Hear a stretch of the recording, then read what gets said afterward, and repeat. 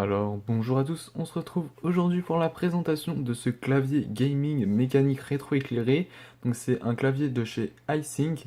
Donc ce clavier, il est assez petit, hein, comme on peut le remarquer. Donc c'est donc plus pour le jeu, plus pour les jeux type League of Legends, Minecraft et tout ce qui va avec.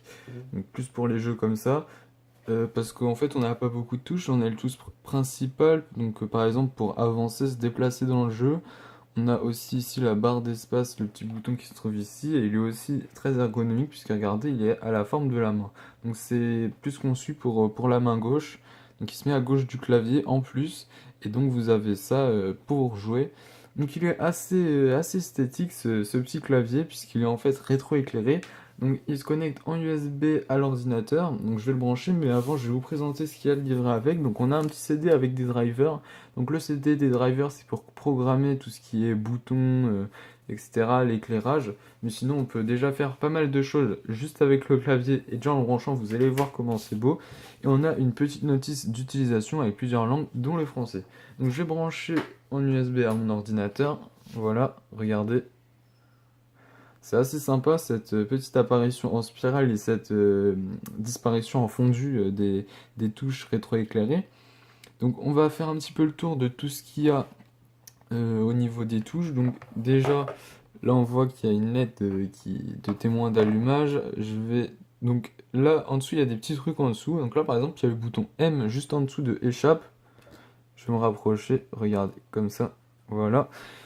Le bouton M juste en dessous de échappe. Et là on a des petits trucs. Donc là des petits losanges, ici des petits trucs de couleur. Donc on va appuyer un petit peu sur tout pour essayer. Donc là par exemple j'appuie sur M. Là, regardez, quand j'appuie sur une touche, en fait, ça fait comme si, voilà, ça met toutes les couleurs, c'est assez beau. Là, quand j'appuie sur ça, alors ça allume le côté ici. Voilà, des deux côtés, ça s'allume. Il y a d'autres trucs aussi, il me semble. Contrôle, voilà, il y a là aussi. Donc là, c'est pour choisir une couleur fixe. Donc on a le violet, bleu, bleu foncé, blanc et orange. Il y a même un mode qui change de couleur aussi. Donc là, par exemple, ça change de couleur automatiquement. On a toutes les couleurs de l'arc-en-ciel. La couleur qui s'en change, voilà, comme je vous ai dit. Quand j'appuie, ça fait encore là comme tout à l'heure. Ah là, voilà aussi, j'aime bien ce mode-là. C'est quand on appuie, la touche reste 2 secondes éclairée en rouge. Et là, on a le mode 6. Voilà, assez sympa.